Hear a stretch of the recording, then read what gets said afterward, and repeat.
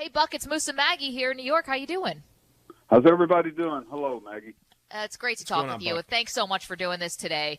So let's start here, okay? Got to be a lot of pressure on Gerrit Cole tonight. He's got a lot of eyes on him because of this whole spider tax story and the questions that he had to field yesterday.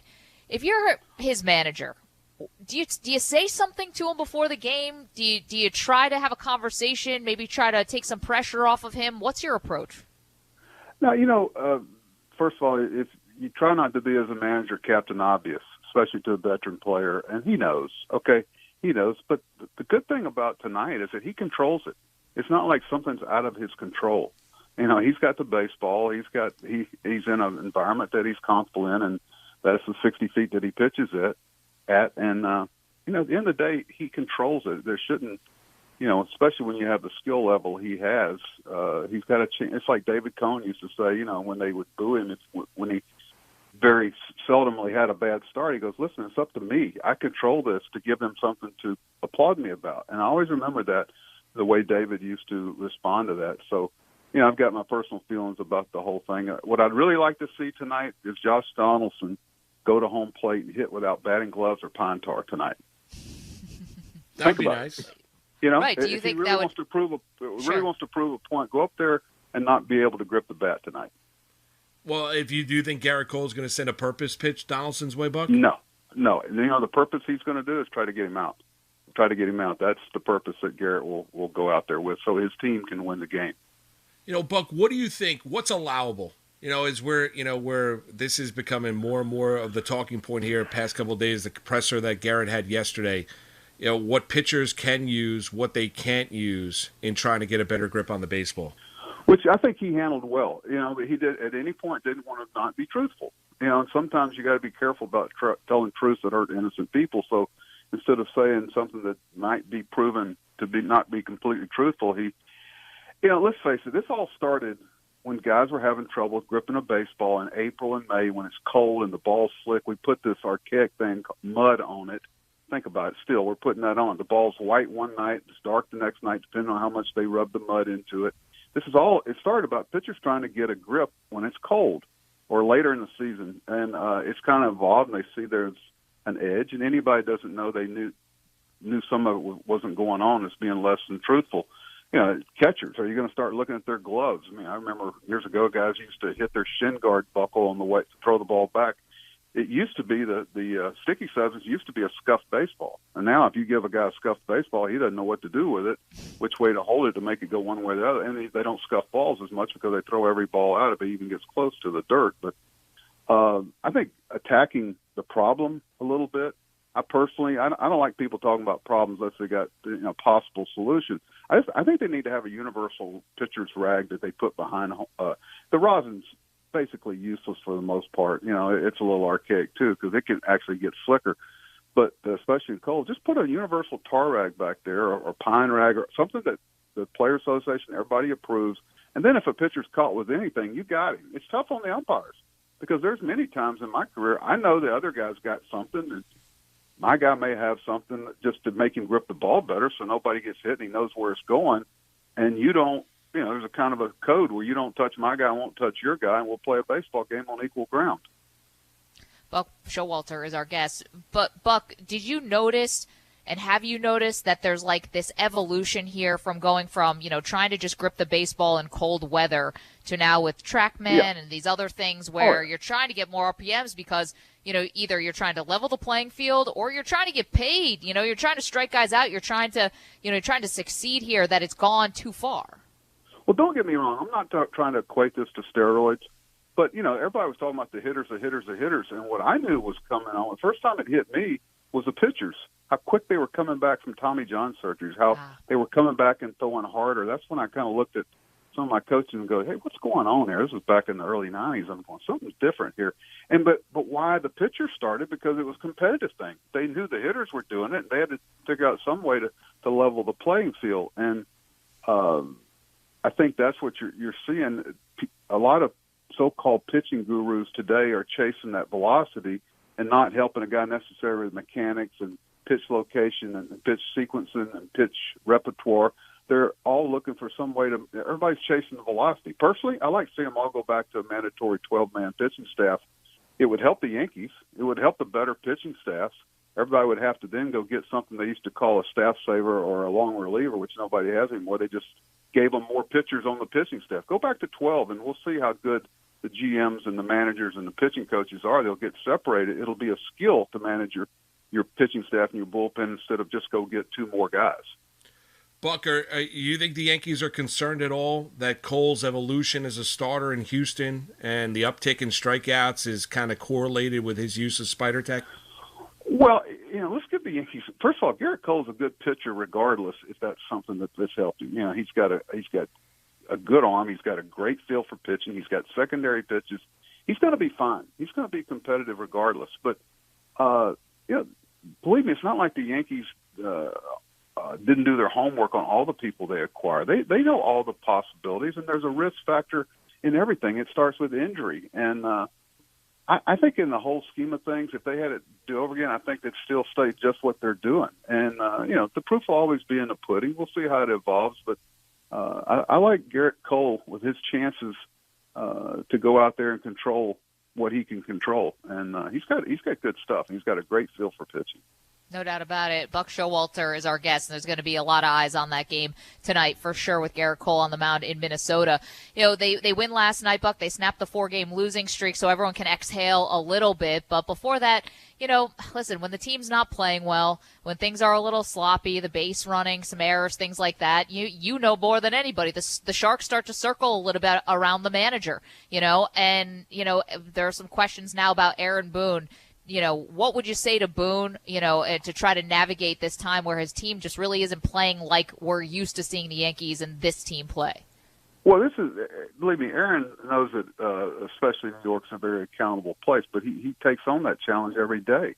When you put yourself out there, like a lot of guys that do it at that level, you want to be a participator, not a watcher. He comes from a rich baseball background with his dad and his brother, and he knows, believe me, and Aaron's quality. I mean, I'm really impressed with Aaron and the way he goes about his business and the way he treats his players. And, the one thing you miss about not being active or what have you is that all great teams had to go through adversity somewhere along the line. It makes the winning that much sweeter. I mean, I've been lucky enough to manage teams that won 100 games, and there were periods where I didn't think we were going to win another game. And I've been on teams in the expansion year that we lost 90 just trying to keep from losing 100, and there were times when I thought we weren't going to lose a game. So somewhere in between there is reality. So you just think about how sweet this will be for them if they fight their way through this and they get there. I look at the half full. Britton's around the corner, O'Day's around the corner, Severino's around the corner, Voigt's around the corner. You better get them now because I always felt about the Yankees that somebody's going to pay down the line for the struggles and the pain that they're going through. And I just think that the good things are ahead for them down the road. Being able to get Britton back, and O'Day very quietly was a problem with them because they could really pass the load around with some quality guys. I mean, you put them back in the 12-man staff, yeah, they'll run off and hide pitching-wise. Buck, you surprised? You mentioned about this team maybe being stronger for it in the end, and the guys that are on the mend maybe getting back to this team around the corner. But are you surprised with the way that this team has played up until this point? Yes and no, but why would you be surprised? Because of what they've done in the past. If they didn't have any track record, whether it's Stanton or Judge or LeMahieu or anybody, Torres, Sanchez, they have shown what they're capable of. So it's frustrating for fans not to see that every day. The other team's good too. And one thing about the Yankees, you're getting everybody's best shot every time out there. You're not sneaking up on anybody. That's why I have the greatest respect for the teams and the coaches that win when they're expected to win, whether it's a Belichick, whether it's a Nick Saban. That's so hard. I mean, look at the bar. But, thank goodness you're at a place where the bar is high, where there are expectations, and that your ownership and your front office is willing to do the things it takes to meet that accountability. Buck Showalter is our guest. You can check him out. Yes Network, of course. Saw him on MLB Network telling some funny stories from back in your minor league days, Buck. That was exciting. But, we talk to a lot of Yankee fans, obviously, every single day. And I think what frustrates some Yankee fans about watching this team is that, it's like fundamental stuff, fundamental stuff that seems to be just off, base running. I know there's a lot of guys who are playing out of position, but errors, stuff like that. In your mind, should that actually come down on the manager, or is that just on the players at the major league level to not make these, simple, what looks like to us, simple mistakes? Well, it's all the above. You as a manager or a general manager or a coach or even a teammate, you feel like the good ones feel like they're, it's a reflection on them, everything. And that's kind of what you take on. But it can't be like one guy. It's got to be everybody. No one's more supportive of his players than Aaron and Brian Cashman. And certainly privately, they always have some quiet moments where they don't question themselves necessarily, but they do say, you learn from experience down the road, but you learn to trust players. Once you make the evaluation and you're around them 24 hours a day, it seems like for 7 or 8 months, you know what really beats inside of them. There's no phonies or any fooling going on in baseball. We play too many games. We're around each other too much. A phony will get sniffed out in a heartbeat in our game. And that's why, they've got a lot of people that you should feel like you can trust. And I think you'll see it come back together, especially when they start getting the team that they originally went to. Their depth, your depth is usually a what if you bring up for a few days, but when you're having to overexpose some of them, from an experience standpoint and something they weren't supposed to be doing, it does get challenging. Buck, I want to ask you, your best guy to ask, former manager, and I know the evolution of the responsibilities of the manager has kind of changed in Major League Baseball as compared to where it was, 30 years ago. But what do you think falls on the manager now? Like Maggie, we talked about Aaron Boone, a lot of criticism at times of Aaron Boone. You mentioned, about, you like the way that he handles things in the Yankee dugout. What do you think falls on the manager here, in today's day and age, 2021 Major League Baseball?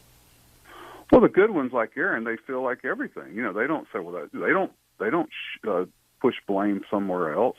And that, because if you start doing that, your players start doing that. And, they're going to follow the lead. I learned my lesson. You go down and you do this pre and post game, especially the post game, and coming back, there's a 10-minute delay there. And you notice that players are sitting around the training room or where there's food or whatever, and they're watching this. So, there's a chance to deliver a little message. They're going to follow your lead for the most part. And Aaron understands that. He's been on all sides of this. And so is Brian. And, there's a kind of a bandy together. I remember we used to have to make that trip upstairs to Mr. Steinbrenner's office after a game. The coaches, there was a camaraderie ship, and you can't lose that. It's not me against the world, but it's, there's just a certain group of people that really understand what you're going through every day, and you got to stay together. You can't let anything separate you. I tell guys, if there's something being presented to you that asks you to for separation or that's not in the best interest of the organization, you need to walk away, because that's really what we're here for, is the fans and the organization. Buck, last one from me, and it's circling back around to the sticky stuff. You've been in baseball your whole life, and so you've seen the sport weather some scandals. Do you feel like this is going to get a lot bigger before it gets better or resolved? Like, where do you think this story goes?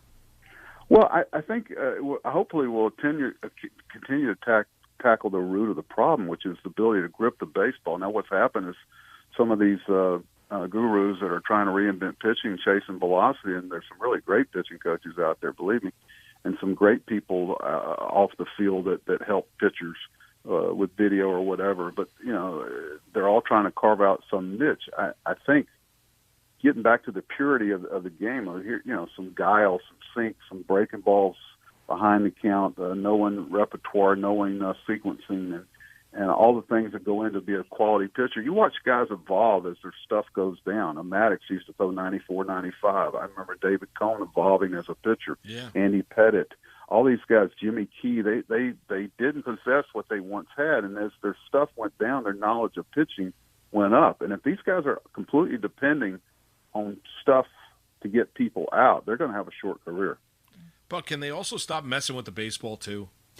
I mean, can we pick a ball and just go with it for a considerable amount of time here? It's funny you say that, Moose. I got in a couple dozen balls from Japan years ago in Baltimore and just showed them to the players. They come with a slightly off-white finish, so we've got the same baseball every day.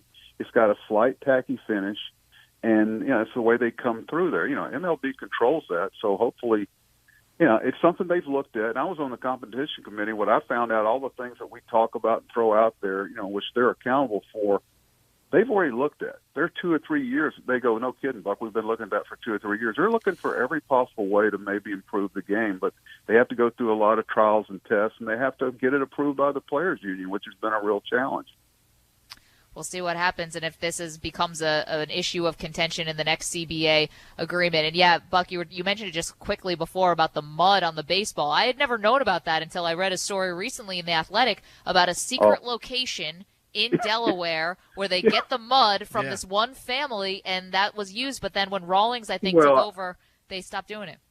Yeah, I don't want to take a job away from anybody. I just know that, Randy Johnson used to give the guy a little extra tip, the clubhouse guy. It wasn't the umpires. It used to be the umpires at third base would rub them up, but now the clubbies rub them up. And Randy, so I've had pitchers, kind of grease the guy's palm a little bit to make sure they're a little darker.